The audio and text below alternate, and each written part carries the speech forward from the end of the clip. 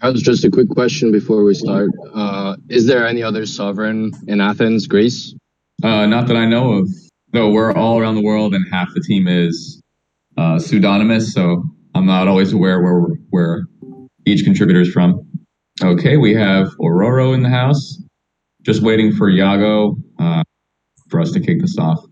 In the Sovryn Global category on Discord, there's a Greek channel. There might be some folks from Athens that hang out there, but I'm not sure. Sorry, come again? Which channel? There's in the global category. It's called Sovryn is Global. It's one of the categories in the Discord menu. There's a channel called Greek, and there's some people that hang out there. All right, super. Okay. I'll have a look. Quick question, Light. I have a slide deck of the today's agenda. I wasn't sure if you wanted to add anything to it, so I can make room. No, I didn't. I didn't provide a slide. Okay, cool. So yeah, let me kick this off and welcome you guys. Hello, everyone. This is Sovryn Community Call, episode 48. If we haven't met before, my name is Engelandia, and I'm head of ecosystem growth with Sovryn, the place to be for your Bitcoin DeFi needs.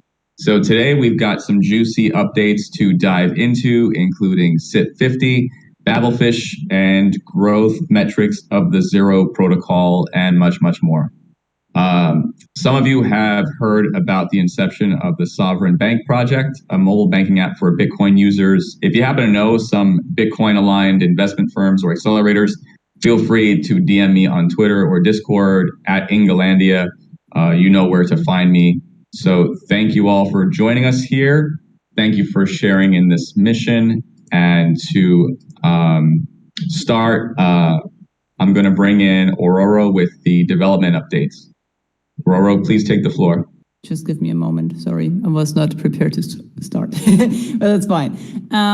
So there are a few things on my list to discuss. To start with the exploit again. I know we talked about it already on the last community call, but on the last community call, we were not yet able to share any details about the nature of the exploit. And so I can briefly explain that now so that it's clear to everyone what the issue was and how we resolved it.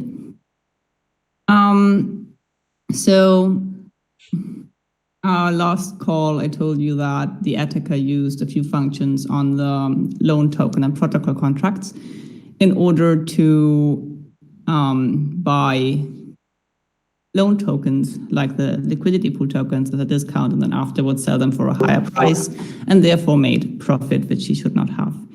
This was done with a cross currency.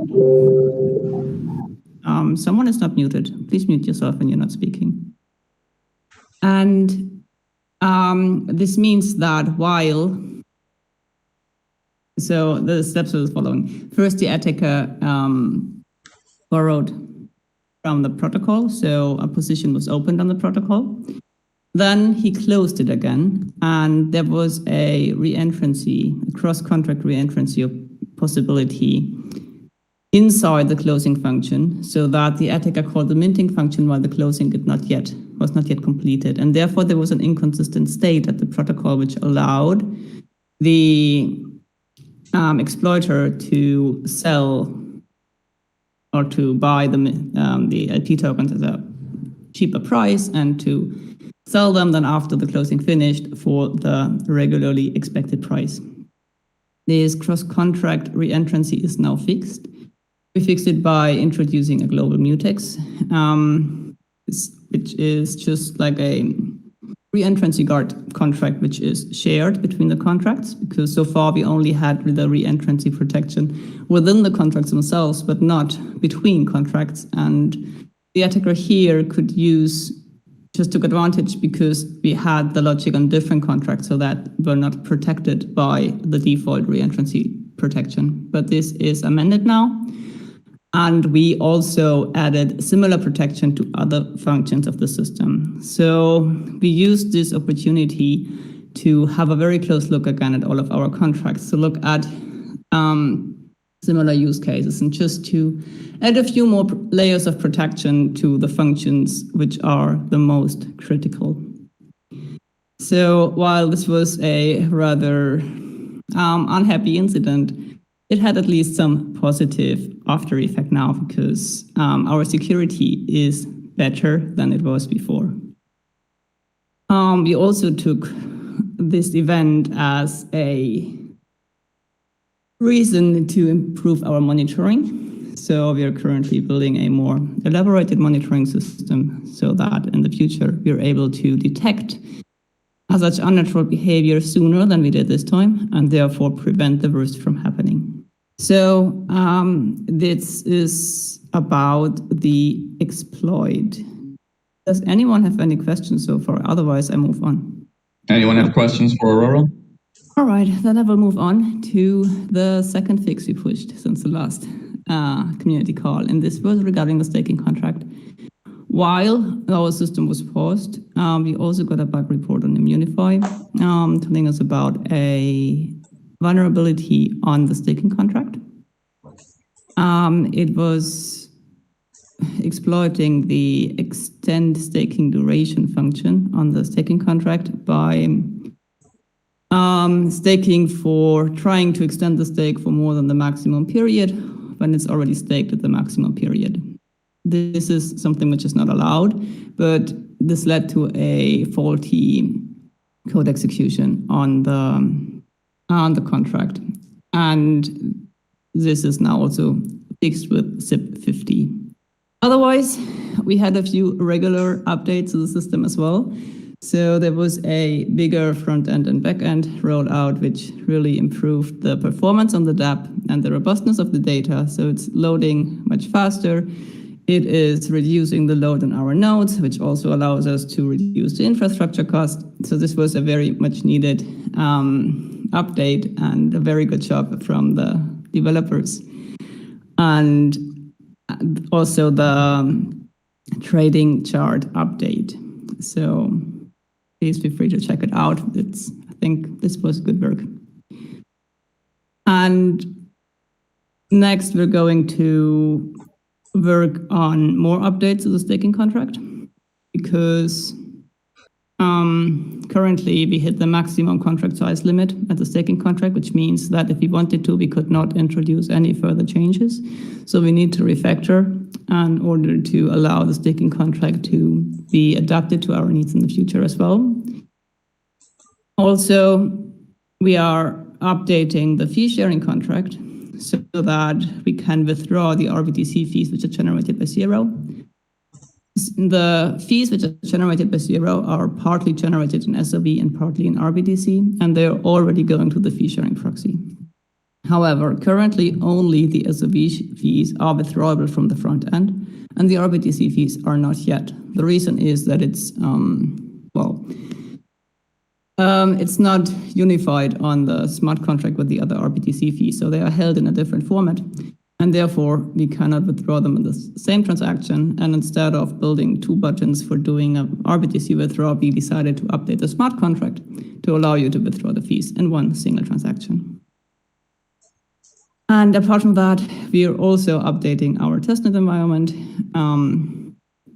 with several ETH testnets being deprecated. We were also forced to deploy our bridge to a new testnet, the Sepolia testnet. And with this, we're also doing other updates to our testnet environment just to make sure that we can properly test everything before pushing to production. And I think these are the most important news from my side. If there are any questions, I'm happy to answer them. And otherwise, thanks.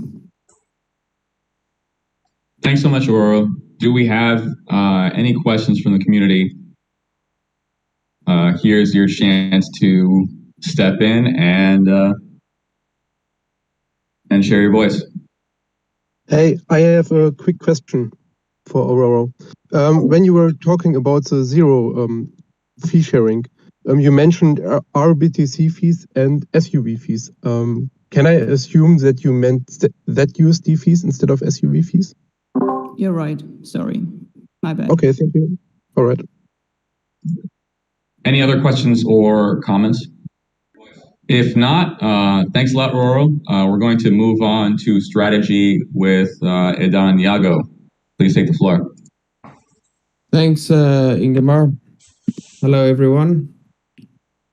So there's a number of things to cover. One is we published the investor update blog post this morning. This is something we expect to be doing now on an ongoing basis. And we will look to have it tied to the community meetings. I'll review it very quickly, and then we'll also talk about zero strategy going forward, Babelfish, XUSD and related liquidity issues, as well as the RSK PowPeg issue. And then I'd like to provide some time for Sacro to speak for 3 minutes on his proposal around SIP 51 and to address questions, and if others would like to speak on that topic, on that as well. So a quick summary of where we are in terms of the investor update. We continue to be in a bear market. There was a slight upturn recently. We don't think it's not something we should be thinking of as a community as significant or insignificant at this point in time. Our goal continues to be to utilize this bear market as an opportunity to consolidate our lead as the largest Bitcoin for DeFi protocol, to continue to be able to grow and primarily to demonstrate the ability to grow without subsidies and in an organic fashion. In order to, that's the first point. The second point is we continue to work on disciplined cost management, make sure that we have an extensive runway to see us through potentially continued bear market for 2 or more years. So this entails 2 things. One is growing revenue opportunities and opportunities to raise additional capital if necessary. And the second is making sure that we're highly efficient in the way that we're working and the reduction of costs. So last community meeting, Armando presented the budget. We are continuing to actually optimize that budget even further, make sure that we continue to have an extensive runway of at least 20 months. With regards to zero, we've continued to see, and maybe if we can switch over to the next slide. So we've continued to see growth. We're now at the cusp of 400 Bitcoin within the system. This is despite a relatively reduced growth rate over the last few weeks. For the last month, there has been an issue with PowPeg, right? So PowPeg isn't currently not operating, and there isn't the ability to withdraw funds. This potentially creates a significant imbalance for not just PowPeg, but also our ability to continue to provide the level of on and off ramping that we would like to provide for fast BTC. And so we have reduced efforts to bring on significantly more volume. And in particular, over the last slightly over a week, we haven't been providing new access via the early access queue. Despite that, we've seen continued growth, but of course that growth has slowed. Now, I think there's an important point to be made here, which is that the early access was introduced for 2 reasons. One, we wanted to be able to have a controlled ramp up of zero. And 2, we wanted to be able to introduce the majority of users to an improved UI, so that the first impression that the majority of users, especially those who are not readily engaged already, would be as strong a experience as possible. We expect to introduce the new UI, an improved UI for Zero, which will also be reactive. In other words, will be easier to use in mobile this early next year. Effectively, we expect to be ready in January and to be able to release it either in January or shortly thereafter. We will also be looking to receive comment from our current set of users around this new UI prior to releasing it. And so until that point, I think we're going to want to limit the growth of Zero. And I think that having this early access has proven itself also in terms of being able to limit our potential exposure around the PowPeg, and that PowPeg was sort of like an unknown, but we did have an understanding that over the first few months, any protocol is vulnerable, and so we want to have a responsible launch. With that, and if we go on to the next slide, I think what we're seeing beyond just the overall growth in TVL is two things. First of all, we're seeing about 50% to 60% of that TVL being directed to spot trading, as well as other types of trading, but primarily spot trading. This is a very important data point because it tells us that Zero isn't only growing itself, but it is also growing the use of other products within the Sovryn ecosystem, which is really important because we potentially could see very significant growth in Zero, especially if we started to see more of a bull market, if we started to consider introducing subsidies, and if we primarily start seeing integrations with third parties. And so that's a strong indicator that doing that will allow us to not only grow Zero and the sovereign dollar, but also other aspects of our ecosystem as well. And another view to this is sort of site traffic versus Bitcoin price. We know that things like Google Trends, users to blockchain and Bitcoin products, they tend to be very tightly correlated with price. And yet we have a decorrelation between the amount of total visitors, and particularly of new visitors, to Sovryn and the overall price of all assets across the system. That too is an extremely encouraging metric. And Glenn, if we could go back to the first sort of the agenda slide for my section. Yeah, perfect. All right, so our current strategy around Zero is that we are going to allow it to continue to grow. We expect to mitigate. We're not going to be pushing as hard as we potentially could be for that growth until January, and then in January, not only will we have the improved UI, but we'll also be launching the sovereign dollar. And that will provide us with additional systems to cushion and protect the system.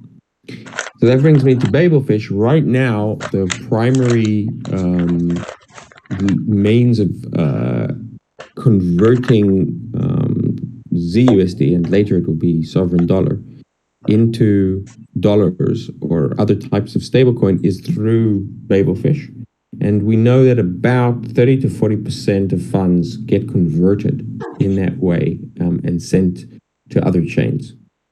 At the moment, those of you who have been using it have probably noticed there is a lack of liquidity in Babelfish. And this lack of liquidity is driven primarily right now by the PowPeg issue. So usually there's the opportunity to arbitrage the funds that are available within Babelfish and convert or sell some stable coins for Bitcoin, withdraw the Bitcoin, sell the Bitcoin, get more stable coins, and replenish Babelfish. At the moment, because of the issue with withdrawing due to the PowPeg, that isn't possible. And so that has exacerbated the liquidity issues in Babelfish. We expect that restarting the peg will help address that. And in addition, the Babelfish team are going to be introducing pricing curves into Babelfish, which will allow the system to more to basically incentivize third parties to maintain a higher degree of balance. This, is not going to be a magic bullet. It might be, but I'm not expecting it to be a magic bullet, but it should help Babelfish not only generate additional revenue, but more importantly, I think from our perspective, is help address on an ongoing basis the ability to maintain liquidity across all of the in-demand stablecoins within the XUSD pool. One point worth mentioning is around the PowPeg is that there's going to be we should have, as a Sovryn community, a conversation around PowPeg. They're going to be introducing a RSK IP, RSK improvement proposal for a hard fork. I think anytime this is done, we as the primary community on the RSK ecosystem should have a community conversation around that hard fork. And so we'll be looking to have that conversation in the forum. The forums have been particularly active over the last week. I think there's been a lot of really great conversation. One of the big pieces of conversation, or one of the big topics of conversation, is around the tokenomics of the system, with various people proposing different ways to more to reflect the growth of Sovryn in the SOV price. I think soon we might be at that conversation might be mature enough that it makes sense to elevate that conversation to the next community call. In the meantime, a second major topic of conversation has been around SIP 51, which is also, that conversation has matured, although it isn't complete. And I'd like to invite Sakro to present his thoughts and also offer other people the opportunity to comment on them. So Sakro, if you'd like to take the floor. Thank you, Eden. Hello, everyone. I would like to take this opportunity to briefly introduce and promote SIP 51, adjustment of the AMM fee split. I go by the name Sakro, and I am an active Sovryn community member. In addition, I voluntarily lead the Circle of Tokens, which has developed some analysis and proposals around SUV rewards and tokenomics this year. This was done in close cooperation with the Exchequer, and we chose the short route whenever possible, which was noticeable by the fact that no SIP was necessary for the changes so far. This time it's a bit different, as the changes are a bit more controversial. I still want to advocate for it because I'm convinced that it is another incremental but important step. It also continues the route of changes towards more sustainability in a very consistent way. First, I would like to give a quick shout out to Aurora, CEK, and the team. Thanks for answering all SIP and Bitocracy related questions and supporting me with the SIP process, even though they may not necessarily share my opinion about the proposal. However, they definitely share the enthusiasm for our Bitocracy. Okay, so what's it about? Fees are due for swaps in the Sovryn AMM pools. These currently amount to 0.3%. This is comparable to other DEXs. For example, Uniswap also has a fee of 0.3%. For other DApps, these figures vary between 0.0% and 0.5%, depending on incentives. At Sovryn, this fee is made up of two parts. 0.25% of each swap goes to the liquidity providers in the AMM pools, and 0.05% goes to SOV stakers. SIP 51 would increase this fee from 0.3 to 0.35%. The fee for liquidity provider with 0.25% remains unaffected. However, the fee to be paid to SOV stakers will be increased by 0.05% or 5 basis points. Why am I suggesting this? Recently, I published a Circle of Tokens post in the forum that looks at the protocol revenue of Sovryn. This analysis shows that Sovryn has a significant deficit.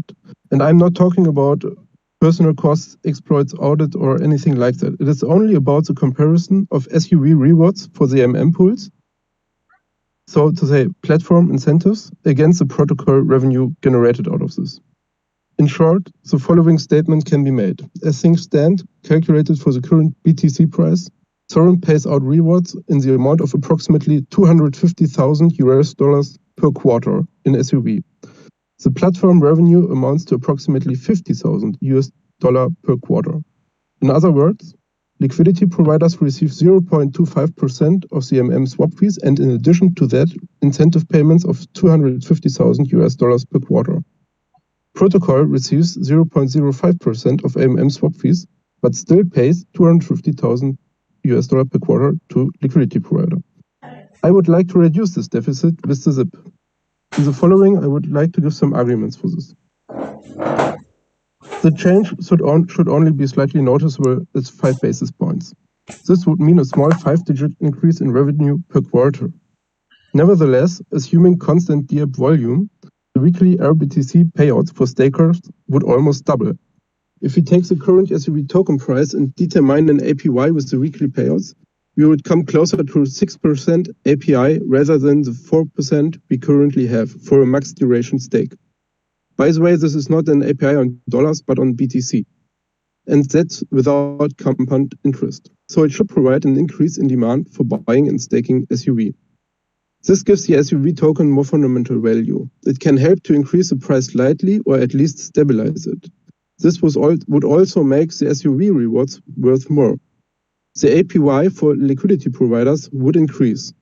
This could lead to improved liquidity and less slippage in AMM pools with SUV rewards. Or, if liquidity remains the same, it could lead to a slight reduction in SUV rewards, while keeping the same pool API due to an increased token price. This could further tighten the SUV supply. Next argument that I have is Zero. Zero has enormous potential and is the best existing protocol for BTC-backed loans. It's also the cheapest. We would like to keep it that way because Zero is our best chance to get more attention and adoption. However, Sovryn has to watch its finances very carefully.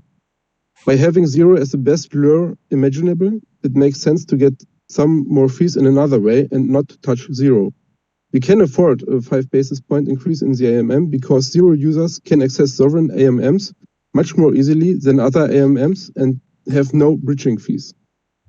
Of course, one could argue that the use of the AMMs becomes too expensive as a result of this ZIP. However, it is not that expensive for SUV stakers. Stakers would get 0.1% of the fees back via the staking revenue. This ZIP could also be understood in such a way that SUV is of course optional for users of all the Sovryn protocols, only RBTC is required. But it could still be worthwhile staking some SUV when using the protocol regularly because you get a larger part of the fees back. Another point, Sovryn has a large part of its reserves in SUV tokens, namely in the Adaptation and Development Fund. Sovryn's success and lifespan therefore depends directly on the value of the SUV tokens. An increase in the fundamental SUV value should be in the interest of Bitocracy and more work should be invested in it. The price chart is also important for user growth. It's the most important signal, the advertising with the largest reach. Sovryn's liquidity mining incentives were far too high for a long time. We borrowed too much for too high cost and, like with the fiat system, lived beyond our means. The consequences are obvious. We damaged our environment. We want to create a new financial system around Bitcoin. Sustainability, long-term thinking, and a healthy economy play a much more important role on a Bitcoin standard. That's why reasonable tokenomics and incentives play a key role. Sound finance for sound money. So much for the arguments. How will I proceed? After this talk, I will write down pros and cons for the SIP and create another forum post or blog post. Next week, maybe early next week, depending on the juice of the ongoing discussion, we may vote. The Sovryn community already delegated enough voting power to me so that I am able to bring this SIP to a vote. Thanks a lot for that. The last time I checked, I held 2.1 million delegated voting power. Around 1.3 million voting power is needed to put a SIP up for vote, so that's fine. In order to reach quorum, at least 6.2 million votes are needed. In addition, the SIP needs more than 50% yes votes in order to pass. So go vote. Thanks for listening. That's it for me. Thanks very much, Sakura. I think we can have some time at the end of this call for a wider debate, but I wanted to open up opportunity for questions either to myself and what I discussed or to Sakura about what he just discussed now. Please try to focus these questions primarily on things which require more clarification and less debate.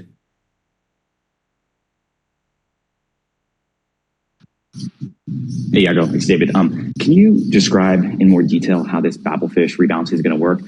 A couple months ago, you guys said you put out like a white paper or something that you're following, and I haven't been able to find that. I'm not sure exactly how it's supposed to work. Sure, I'll make sure that gets published if it hasn't already been. The way it's actually is Dark Matter on the call, or alternatively John Light would. I think it's probably best to wait for the BIP. All right. Okay. I think it will be published as a Babel improvement proposal, and so I think we'll make sure to publish in Discord and in the Sovryn forum as well, so that everyone can take a look. Thanks, David, for the question. And then just one final quick follow up on that. Not asking like necessarily when, but like, is this in ideation phase or is it like has it started development? As to the best of my understanding, it is near completion of development. Great, thank you. Question for Sakura. What would be the metrics to kind of measure the success of SIP 51? Yes. So one important point Yago mentioned already in the forum is how does it affect the trading volume? With a subgraph, we can monitor it, and I will do so. In addition, we can monitor how much RBTC payouts go to the protocol or to the stakers. So yeah, I think we can measure it on the one hand, how much RBTC is generated, how much APY staking SUV will provide, and maybe we can also see it on the token price. Are there any other questions? All right, in that case, back to you, Englandia. I actually have one more question. Do we, Sakura, have you ever seen other AMM DEXs, other prior examples of other AMM DEXs changing the fees in this nature and maybe how they perform? There are some discussions. I have not seen anyone changing this. The last I saw was actually Sovryn. I think it was in November last year, where the fee split was implemented. Okay, cool. Seems like we're leading the way with this experiment. So let's move on to adoption with Wayne. And Matt, if you could adjust the slides. Thank you very much. Thank you, mate. Matt, if you can go to the next slide. Adoption update for October.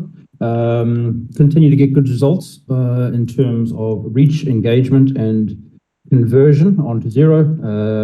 Taking off some key projects and testing new channels. In terms of activity, key activity for October, had a press release go out around the investment round in Zero, had good traction with that, published in crypto publications such as AMB Crypto, a variety of financial publications. The tail of it organically spreading for a few days resulted in quite a big uptick in site traffic and traffic to the DApp. and some follow-on conversations with some potential media distribution partners we're talking to now and content distribution partners. Bitcoin Amsterdam, a small part of the core contributors went to Amsterdam. A lot of hustle, on-site promotion. DC Roy did an exceptionally good job at articulating. I'll go back up, Matt. Just stay on that. Yeah, at articulating the value of zero and the USP of zero on a lending panel with a very big audience. Got some great content from the event that I'm sure everybody's seen online, which is getting amazing engagement rates. Strong focus on video content to drive reach and engagement this month. We are optimizing 2 key marketing channels currently, which is Twitter and YouTube. So everybody jump onto the Twitter channel, have a look at the rebrand we've done on there, have a look at all the new videos that are on there, and we'll talk to the results soon. But that optimization is paying off drastically, actually, in the short term. So seeing some really good results in terms of organic optimization on both social and video channels. Version 1 of the website is virtually complete in dev. We're planning a brand launch, and we're just tying in the content on the site to the revised strategy for the new year that Iago was talking about. So to be confirmed, keep everybody up to date. But that project has moved along nicely, and we are planning how to launch it. Have a look through social channels, YouTube, obviously the slide pack, some of the material we're putting out. Slowly starting to transition to the new brand and getting some really good feedback around that. Strong focus on brand reach, expand our achievable market in October with some positive results we'll look at in a second, with a paid media trial of work happening in Q4, starting in November, pushing zero. Obviously, we want to wait till stable liquidity is in line before we push too many people towards the protocol, but we have that new channel, those channels lined up to trial. Some key results for October, despite that is 20%, my mistake, I thought I changed it on the pack. 20% increase in zero TVL in terms of RBTC in October. Despite a slowing growth, the zero protocol is still growing. 45% increase in users from zero marketing material, 47% increase from Twitter, month-on-month 10% increase in site traffic, month-on-month 15% increase in new users to the site, broadening our reach, getting more people to the site, getting more new users to the site. Off the back of our strong focus on producing very high quality video content to expand our reach, engage new audiences, drive more people to the platform and to zero. In 1 month, we've seen a 300% increase in YouTube video views, 200% increase in YouTube video impressions. That's our results appearing on YouTube search, and a 530% increase in unique viewers on YouTube. So a real focus on getting the most out of our organic channels currently, getting as much reach and traction out of them as we can and keep them momentum going while we shift into a trial of some different channels, events and paid media. You can go on to the next slide, Matt. Iago's already talked to this, so I won't linger on this, but I think it's a good news story. It just talks to the fact that our uptick in quality content, focus on reach, focus on great engagement, and focus on zero conversion is paying off. We're seeing month-on-month growth across all of our key metrics, despite current market conditions. Next slide, please, Matt. Quickly on Amsterdam, Destroy did an amazing job speaking on a panel. Have a look at the YouTube channel. Some of the videos on there are getting fantastic traction. We're starting to test different formats of video, long form video, short form video, omni-channel distribution across all of our marketing channels. And yeah, we saw a great opportunity for content creation at Bitcoin Amsterdam. Saw an uptick in both traffic and leads acquired around the event and David's talk. I've had a lot of feedback from people at the event saying, despite us not having a booth, we probably had one of the strongest brand presences at the event and around the event. Iago will be taking up multiple speaking opportunities at La BitConf in Argentina in a couple of weeks' time. We will be hosting a booth alongside RSK. We'll be doing some lead generation games at the booth. We'll be interviewing as many influencers and crypto personalities as we can, recording Iago's talks. We'll have on-site lead generation for zero. So I'm sure the ROI will be there for the subsequent event as well. We've reached out to community members yesterday saying that we had 3 tickets for anybody that may be in the area and wanted to come along to the event. Help volunteer at the booth for a few hours, listen to some great talks, meet the team. 2 of the tickets have been picked up. There's still 1 to go. If anybody is in Buenos Aires, Argentina, in the area, wants to go, reach out to Magnus or one of the adoption teams. We might have an extra ticket for you. Click on, Matt. Just quickly, Twitter continues to see growth, uptick in activity, month uptick in reach, 50% increase in reach, and we continue to grow followers. An engagement rate of 3.3%, just for some context, is exceptional. There's some pretty big counts out there, getting about a 1% engagement rate blended engagement rate across all of their content. Anything above 3 is considered to be exceptionally good. So once again, focus on quality content, focus on getting in the right discussions, focus on content around zero, focus on video, and focus on engagement is really paying off on a month-on-month basis. Next slide, please, Matt. Quick example of some of the posts that are going out. Bitcoin Amsterdam posts working exceptionally well, 12% engagement rates, 10% engagement rates. Videos around what would you do with your 0% interest loan. Just a quick example, once again, to highlight that very high engagement rates, much higher than industry average, driven by quality video content and some incentivization in terms of engagement. Wayne, if I can just interject briefly, these are great metrics, and I think it would be remiss of us not to, say that part of this is due to our community and the people who are on the call now, who are engaging with these tweets, and that feels like just something that they want to do, or just feels like nothing. But what Wayne is saying is that when all of us engage with this kind of content, what we're doing is we're teaching the Twitter algorithm to show it to more people. And so all of us have a part to play in the growth here by just doing things as simple as liking, retweeting, and commenting on the Sovryn Twitter. Yeah, thank you, Iago.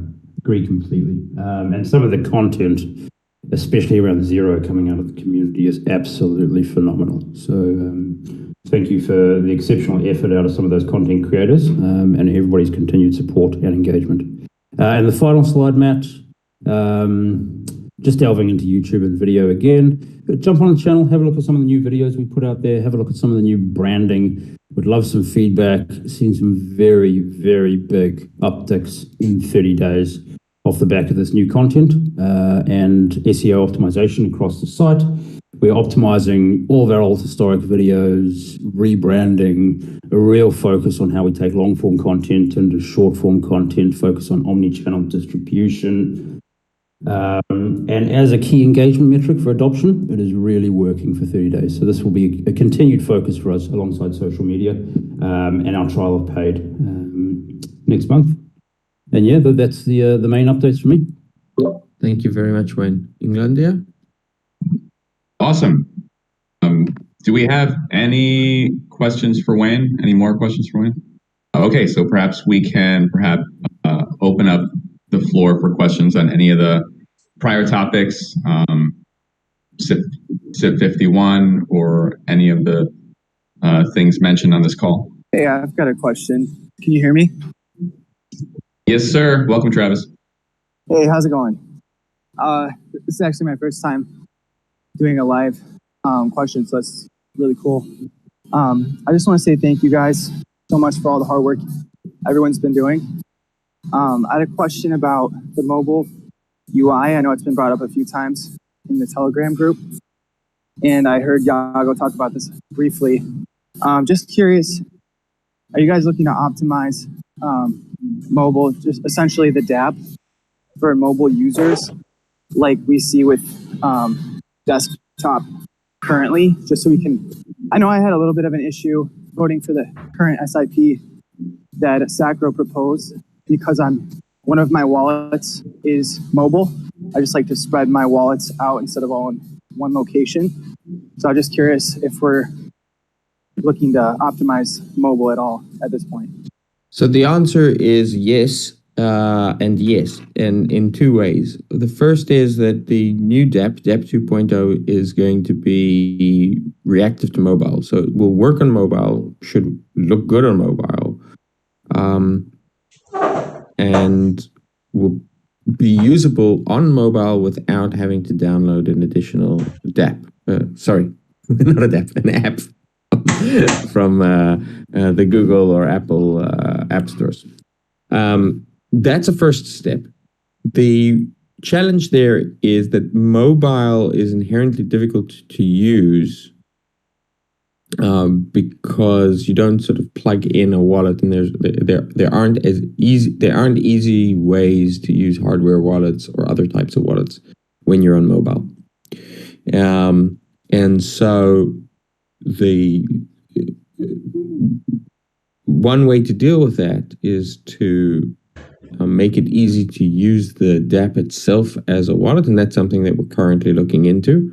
And there's a number of different avenues that we're looking into this, but I think it's likely that we're going to look either ourselves or to partner with a third party to deliver a tightly integrated wallet app experience.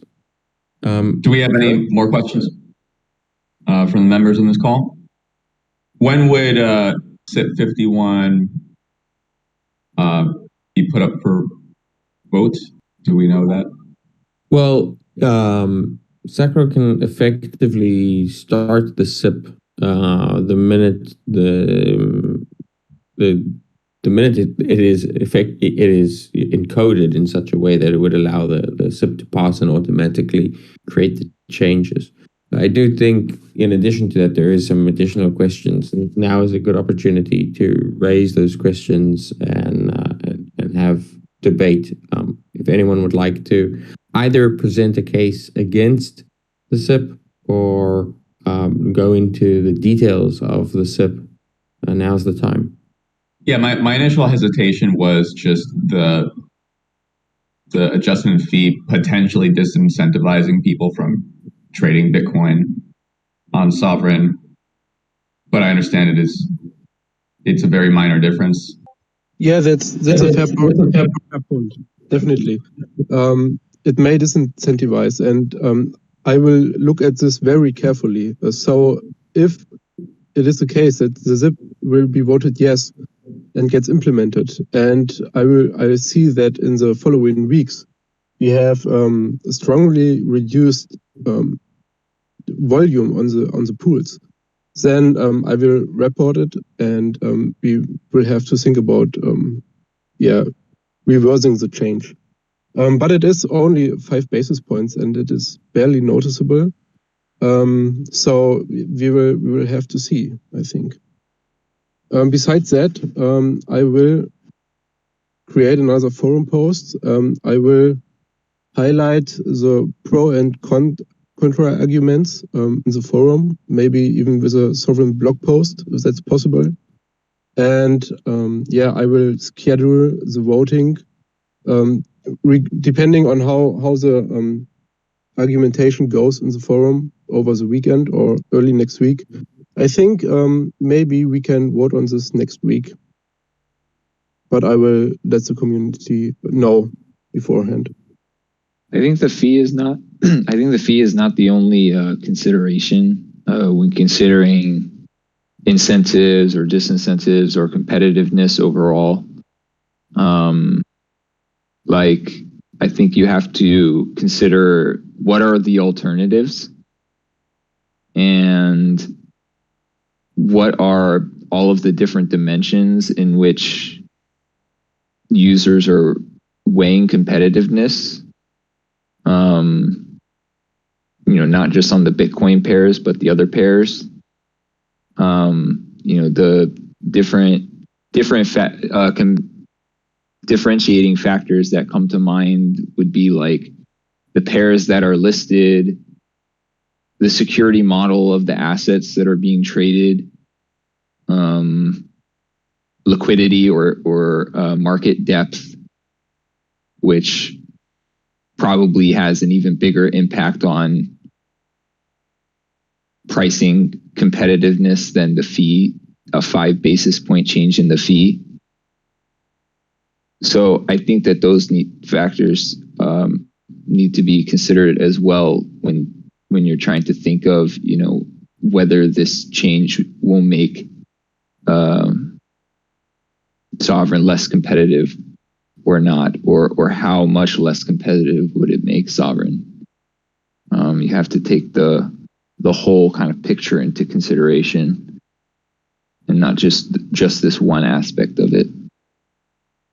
On the fee itself, I think one of the lines of argumentation that you're taking, Sacro, is this idea of sustainability. And what I didn't hear mentioned is how you're considering sustainability in the context of the fact that 100% of the protocol revenue coming from these fees is not getting recycled into the treasury in order to fund the subsidies that you cited, but instead are being paid out directly to stakers. Right now, Sovryn has basically 0% revenue for operational expenses or subsidies or anything else. The only source of funds for expenses is coming from the funds that were raised by selling SOV, and then the supply of SOV that's held in the treasury. So I think that if we really are concerned about sustainability, and I think there should be an explicit discussion and decision around this about how Sovryn basically funds itself as the treasury gets closer to being empty. Then we need to have that conversation and discuss, is revenue going to be used to extend the treasury's runway anytime soon?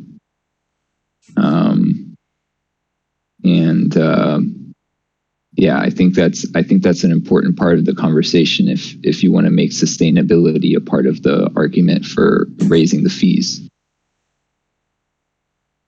Yes, thank you for pointing it out. I think I tried to argue for this, and let me try again. Sovryn has a lot of SUV funds in the development fund and in the adoption fund. That is untouched. The Sovryn token needs some kind of fundamental value to be able to sell these huge amounts of SUV. The Sovryn token has this value. This value comes from zero fees and from fees from the AMM pools. Also from margin trading and lending, but this is almost non-existent in the beer market.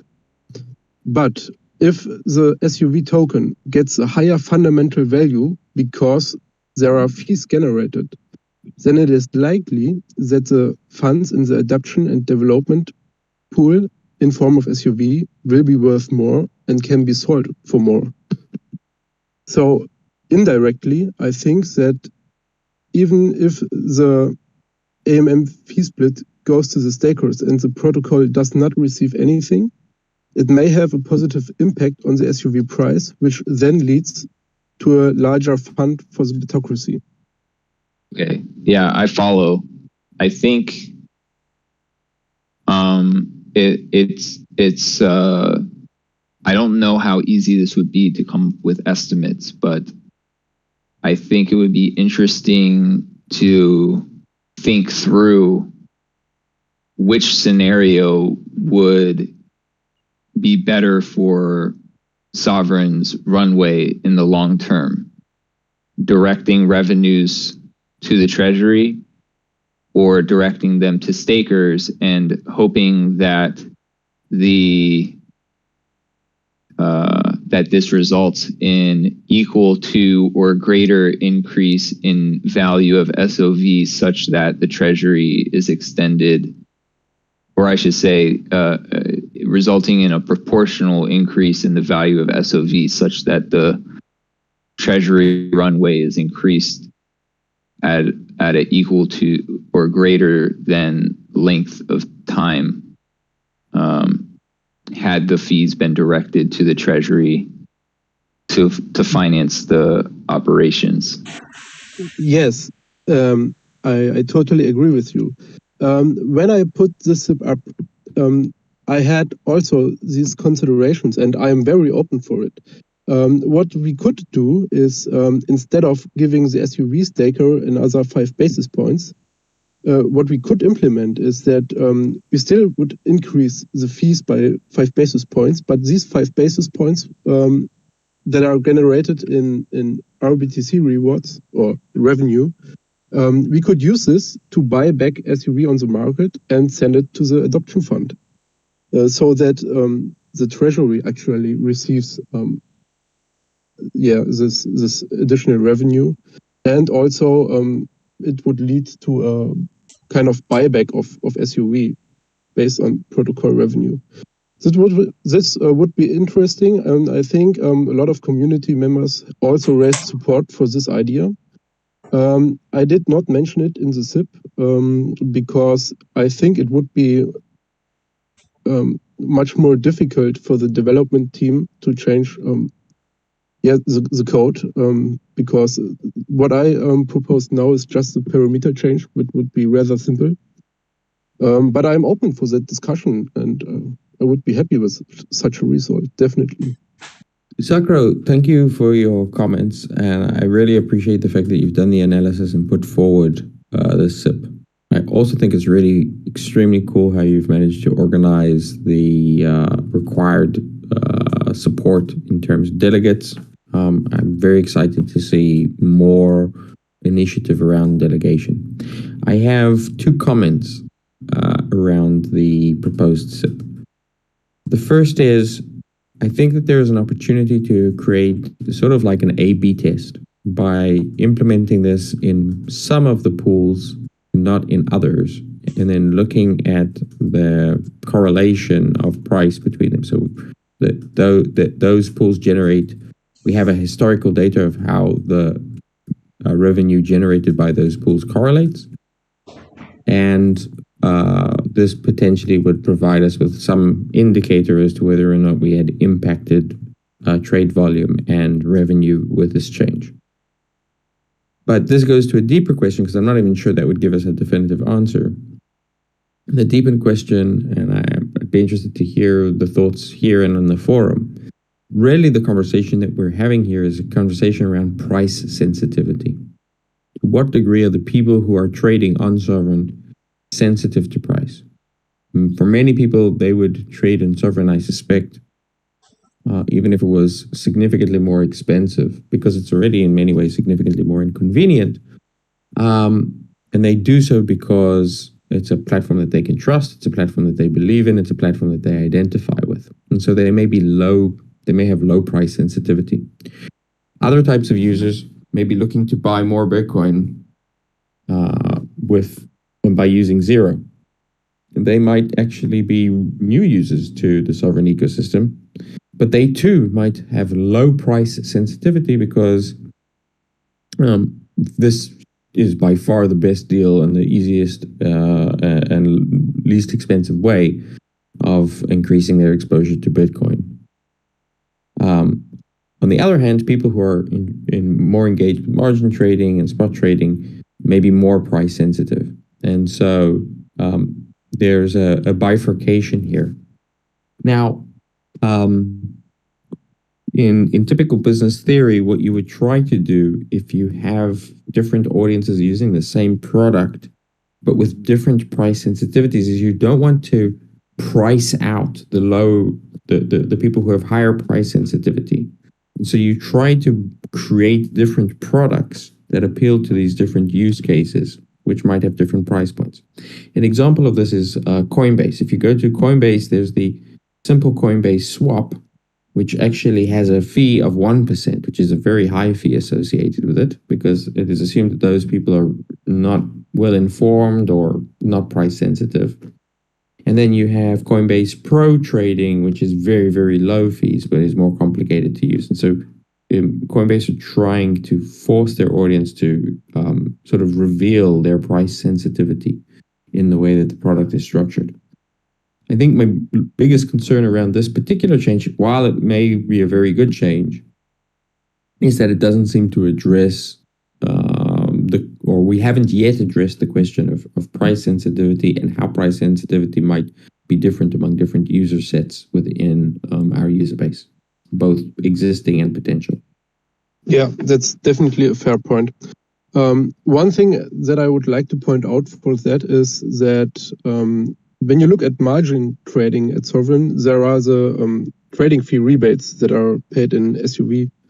And these rebates are actually pretty good. So I would expect margin traders to be more price sensitive than spot traders, or for say zero users that just want to stake some Bitcoin. And these traders, if they use margin trading, they already get some form of rebate. So maybe it's not such a huge issue, but of course, it's a very good consideration.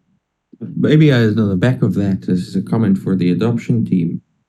Putting aside the question of whether or not the SIP passes, the information around both the margin trade rebates and the fact that currently you're able to earn 4% annualized BTC, these are not well publicized. And it's the kind of thing that we should be looking probably to make more obvious and more that information more available to people, in addition to the communication that we're doing around zero. Now, obviously, I realize that these are competing messages in terms of effort and time and space, but something for us to put in our back pocket, or at least to think about, maybe to discuss in the next adoption call. Okay, so we're a little over time. Do we have any final comments on the SIP before we close out? Maybe one from me, not on the SIP, but in general, to Wayne. I think you're doing an amazing job. You present great content here in the community calls with great presentations and showing these numbers every month. I think it's great and highly appreciated. So thanks for that. Wayne is AFK, but I'll be sure to send him the message. Thank you, Sakura. All right, and yes, go ahead. Sorry, can I ask one more question? Go for it. I was pretty excited when I saw the conversation going on with Simon Dixon and Celsius Loans on Twitter between Yago and some of the other contributors here.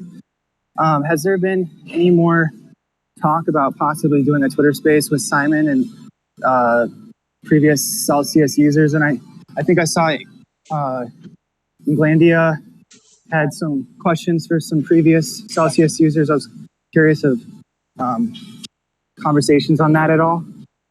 Nothing developing yet, but I think that could be a really good idea for a Twitter Spaces event.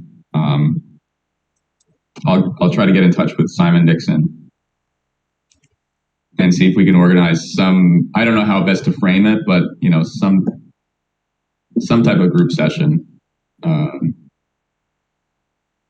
Yeah, it's a good idea. Awesome. Thank you, guys. I'm sure Simon Dixon is also an investor in RSA, so maybe he's more incentivized. Oh, okay, I didn't know that. Awesome.